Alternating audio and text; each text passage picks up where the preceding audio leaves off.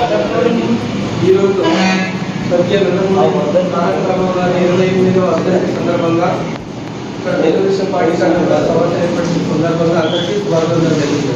ముఖ్యంగా ఈరోజు 1983లో పార్టీని స్థాపించి స్వర్గీయ నందమూరి కార్యక్రమంలో తెలుగుదేశం పార్టీ ప్రజల హృదయాల్లో నిలిచిపోయింది. ఆ పార్టీని ముందుకు తీసుకొని వచ్చిన నారా చంద్రబాబు నాయుడు గారిని ముఖ్యంగా కృతజ్ఞతలు తెలుసుకోవాల్సిన అవసరం ఉంది. ఎందుకంటే ముఖ్యంగా బడుగులైన వర్గాల కోసమే తెలుగుదేశం పార్టీ బీసీలైనా ఎస్సీలైనా ప్రతి ఒక్క మైనార్టీలైనా ప్రతి ఒక్క వర్గానికి న్యాయంగా పరిపాలించినటువంటి ప్రభుత్వం ఏదైనా ఉందంటే 1983లో నుంచి మనకి రాజకీయంగా అందరికీ అందరికీ భాగస్వామ్యం చేసినటువంటి పార్టీ ఒక తెలుగుదేశం పార్టీనే. ముఖ్యంగా ఈరోజు మన నాయకులు మన పార్టీకి ముఖ్యంగా కార్యకర్తలు ఎంతో శ్రమించి ఈ పార్టీని ఉద్యమంలో వస్తున్నారు. అందరికీ నా నమస్కారం. ముఖ్యంగా ఈరోజు ఈ తెలుగుదేశం పార్టీ 2024లో మన తెలుగుదేశం పార్టీ గత 20 సంవత్సరాల నుంచి మనం గెలిపించలేక మన అభివృద్ధిని మనం నడుచుకోలేకపోతున్నాము. మనందరూ ఒక దృష్టి పెట్టి రేపు వచ్చే ఎన్నికల్లో అందరూ కలిసికట్టుగా ప్రయత్నించి అందరి ఓట్లు మన తెలుగుదేశం పార్టీ వేయించి మన అభ్యర్థిని గెలిపించుకొని మన నియోజకవర్గాన్ని అభివృద్ధి పథకంలో నడిపించుకోవాలని ఆశిస్తూ ఈ అవకాశం ఇచ్చేందుకు ఇప్పుడు కార్మిక గారు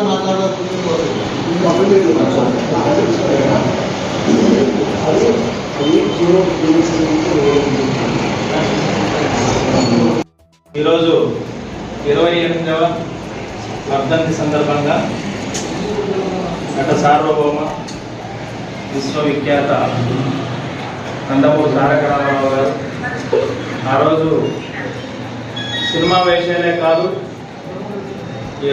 ఆ రోజు కృష్ణుడు అంటే ఎలా ఉంటుందో తెలియదు, కానీ ఆయన వేసిన తర్వాత కృష్ణుడు రాముడు అంటే ఈరోజు ఆయన రూపంలో ఈరోజు ఫోటోలు కానీ ఎంతోమంది గుర్తించడం జరిగింది. ఇలా ఉంటాడు కృష్ణుడు, ఇలా ఉంటాడు రాముడు. అలాంటి పేరు తెచ్చినటువంటి వ్యక్తి మహనీయుడు నందమూరి తారక రామారావు గారు. ఒక సినిమాకే ఆర్టిస్ట్గానే కాకుండా మద్రాస్ రాష్ట్రంలో ఉన్నప్పుడు డివైడ్ అయ్యి ఉమ్మడి ఆంధ్రప్రదేశ్లో తెలుగు ఇండస్ట్రీ అప్పుడులో కేవలం మెడ్రాస్లో మాత్రమే ఉండేది. అలాంటిది తెలుగు వాళ్ళు ఇంతమంది ఆర్టిస్టులు ఉన్నారని చెప్పేసి దాన్ని మొత్తం ఈరోజు ఆంధ్రప్రదేశ్ వైపు ఆర్టిస్టులందరూ చూసే విధంగా తీసుకొచ్చినటువంటి మహానుభావుడు నందమూరి తారక రామారావు గారు.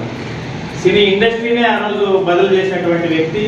సినిమాలో ఉన్నటువంటి ఆయనకు ఉన్నటువంటి ప్రేమతో నాగేశ్వరరావు గారు కావచ్చు, ఆ రోజు చాలామంది ఆంధ్రప్రదేశ్ తీసుకొని వచ్చి ఒక టూరిజంగా ఈరోజు రామోజీరావు గారు ఫిలిం సిటీ కావచ్చు, ఇక్కడే స్టూడియోలు తీసుకొని వచ్చి ముందుకు నడిపించడం జరిగింది.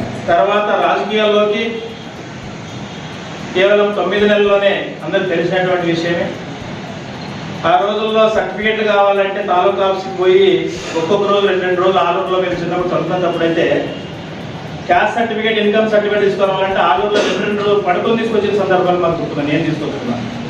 అట్లాంటి దాన్ని ఈరోజు మన ముందుకు ప్రజల వద్దకు పాలని ప్రతి మండలాల్లో మండల వ్యవస్థ తీసుకొని వచ్చి మండల కాంప్లెక్స్ చేసి ఈరోజు ప్రతి మండలాల్లోనే ఏ మండలాల్లోనే ఆ మండలంలోనే ఉమ్మడిగా ఎండిఓ ఆఫీసు, ఎంఆర్ఓ ఆఫీసు, ట్రెజరీలతో సహా ఆ రోజు చేయడం. మనకు కూడా ట్రెజరీ ఆ రోజు శాంక్షన్ అయింది, కానీ దాన్ని నాయకులు అమలు చేయలేకపోయినారు. అది మనకు దురదృష్టంగా మనం నిజంగా భావించాలి.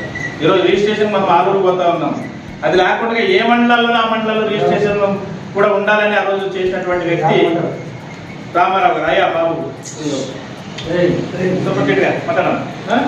అలాంటి మహనీయుడు ప్రజల వద్దకే తీసుకొచ్చి ప్రజల వద్దకే పాలనని ఆఫీసుల చుట్టూ ఆఫీసుల దగ్గరికి ప్రజలు రాకుండా మనమే ప్రజల వద్దకు పోదామని గ్రామానికి అధికారులందరూ పంపించినటువంటి మొట్టమొదటి వ్యక్తి నందమూరి రామారావు. విషయం కాదు, ఇవన్నీ కొత్త వరవడిది, ఎవరు తెలియనటువంటి విషయాలు. పరిపాలన అంటే కొందరికే పరిమితం అయిపోయి వాళ్ళ వద్దనే గుప్పిట్లో ఉండి భూములు కూడా ఆ రోజుల్లో కొందరి చేతుల్లోనే ఉండేటువంటి సందర్భాలు ఉన్నాయి.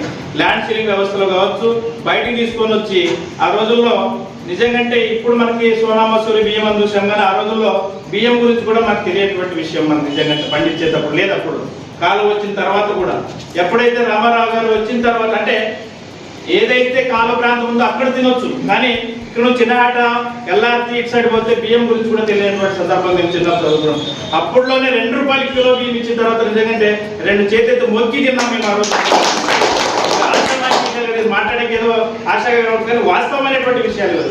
2 రూపాయలకే కిలో బియ్యం ఇచ్చి ఆ రోజు అందరికీ వరి బియ్యం తిన్నటువంటి ఆస్కారం ఇచ్చినటువంటి మహానీయుడు నందమూరి తారక రామారావు గారు. అదేవిధంగా గ్రామాల్లో అప్పుడులోనే ఎన్టీఆర్ కాలనీ, ఇప్పుడు ఉన్నటువంటి బీసీ కాలనీ ఎన్టీఆర్ కాలనీ యాక్చువల్గా అంటే దాని పేరు నిజంగా అంటే ఇప్పటికీ పెట్టలేకపోయినారు ఆ రోజుల్లో మామూలు. కానీ భవిష్యత్తు గవర్నమెంట్ వస్తే మనమైనా కానీ దానికి ఎన్టీఆర్ కాలనీ దాదాపుగా 400 పెద్ద లేఅవుట్. అప్పుడులో ఈ లేఅవుట్ మొత్తం అప్పుడులోనే కట్టించి గవర్నమెంట్ ఇచ్చినటువంటి వ్యక్తి ఎవరంటే నందమూరి తారక రామారావు గారు. కాబట్టి ఆ రోజు డాక్టర్ లక్ష్మీకాంత్ గారు నాకు గుర్తున్నారు. ఆ రోజు ఆయన మండల ఈరోజు ఎంపీ, ఆ రోజు అధ్యక్షుడు ఉన్న పార్టీ అధ్యక్షుడు గారు లక్ష్మీకాంత్ గారు. అలాంటి సందర్భంలో చాలా మంది ఆ రోజుల్లో పనిచేసేటువంటి వ్యక్తులు ఉన్నారు ఇక్కడ. ఆ రోజు నుంచి ఈ రోజు కూడా బీసీలకి ముఖ్యంగా ఈ రోజు నాది బీసీ నీది బీసీ అంటున్నారు, కానీ బీసీలకు ప్రాధాన్యత ఇచ్చి బీసీలకు ఎంపీటీసీలు, బీసీ సర్పంచులు, ఎంపీపీలు చేసినటువంటి వ్యక్తి ఎవరైనా ఉన్నారంటే అది కేవలం రామారావు గారు. అందరిలో వచ్చేసింది ఈరోజు ప్రతి ఒక్కరు అధికారం అనేటువంటిది ఒక చేతిలోనే కాదు, అందరూ పరిపాలించే అవకాశం వస్తుంది. కాబట్టి దయచేసి ఇప్పుడు దాన్ని కొనసాగించడానికి ఈరోజు మన ప్రియతమ ముఖ్యమంత్రి మాజీ ముఖ్యమంత్రి అయినటువంటి ఈరోజు చంద్రబాబు నాయుడు గారు ఈరోజు దేశ విదేశాల్లోనే ఈరోజు రామారావు గారు దేశానికి వెన్నదీస్తే ఈరోజు ప్రపంచ దేశాల్లోనే ఈరోజు చంద్రబాబు నాయుడుకి అడ్మినిస్ట్రేటర్ ఉన్నటువంటి ఒక పేరు ఉంది. అలాంటి ఆయన ఈరోజు పార్టీ అధ్యక్షుడు, జాతీయ పార్టీ అధ్యక్షుడిగా ఉండి ఆయన సంసదనంలో మనమందరూ ఉన్నాం. కాబట్టి నిజంగా మనం అందరూ అదృష్టవంతులుగా భావించాలి. ఎందుకంటే ముఖ్యమంత్రి మాజీ ముఖ్యమంత్రి అయినటువంటి ఈరోజు చంద్రబాబు నాయుడు గారు ఈరోజు దేశ విదేశాల్లోనే ఈరోజు రామారావు గారు దేశానికి వెన్నదీస్తే ఈరోజు ప్రపంచ దేశాల్లోనే ఈరోజు చంద్రబాబు నాయుడుకి అడ్మినిస్ట్రేటర్ ఉన్నటువంటి ఒక పేరు ఉంది. అలాంటి ఆయన ఈరోజు పార్టీ అధ్యక్షుడు, జాతీయ పార్టీ అధ్యక్షుడిగా ఉండి ఆయన సంసదనంలో మనమందరూ ఉన్నాం. కాబట్టి నిజంగా మనం అందరూ అదృష్టవంతులుగా భావించాలి. ఎందుకంటే ఈరోజు పరిపాలన అన్నటువంటిది, పార్టీ అన్నటువంటిది వ్యవస్థ పైన ఆధారపడి ఉంటుంది. ఈరోజు వైఎస్ఆర్ పార్టీ ఉండి మనం విమర్శించడమే కాదు, ఎవరు పిల్లలు అడిగినా కూడా దాంట్లో ఉన్నటువంటి నాయకులు ఎట్లా ఉన్నారు, దాంట్లో ఉన్నటువంటి ముఖ్య నేతలు ఎట్లాంటి ఉన్నారు, మట్కాలు, జూదాలు, సారాయి అమ్మే వాళ్ళు ఈరోజు ఆ పార్టీలో వెళ్తున్నారు. గ్రామాల్లో ఉన్నటువంటి దాంట్లో ఎక్కడెక్కడ వైట్ కలర్ లో ఉన్నటువంటి వాళ్ళు ఎవరు ఉన్నారంటే అది తెలుగుదేశం పార్టీలో ఉన్నారు. రాజకీయం అంటే తెలిసినటువంటి నాయకులు ఎవరున్నారంటే తెలుగుదేశం పార్టీలో ఉన్నారు. విమర్శ ఓపెన్ గా నేను చర్చకి దానికి రెడీ. వైఎస్ఆర్ వాళ్ళకి మీరు ఏదైనా ఈ గ్రామం గురించి కానీ, ఈ తాలూకా గురించి కానీ, ఈ వీధి గురించి కానీ, ఈ ఊర్లో వాళ్ళందరూ సలహా చేస్తున్న తాలూకాలో నేను సవాల్ చేస్తున్నాను. మీరు అభివృద్ధి గురించి కానీ ఈ రోజున ఆలోచన చేసినటువంటి నాయకులు ఉన్నారు. ఒక చెప్తున్నాను, మేము చేసాము 4 కోట్ల ఎలక్షన్ ముందు కూడా ధైర్యంతో మేము 4 కోట్ల గ్రామాల్లో ఓట్లు వేసి ఆ రోజు ఇప్పటికి కూడా పిల్లలు లేకుండా కూడా ప్రతి రోడ్డు తిరుగుతున్నారు వైఎస్ఆర్ వాళ్ళు. అంటే అది కేవలం తెలుగుదేశం వాళ్ళు చేసినటువంటి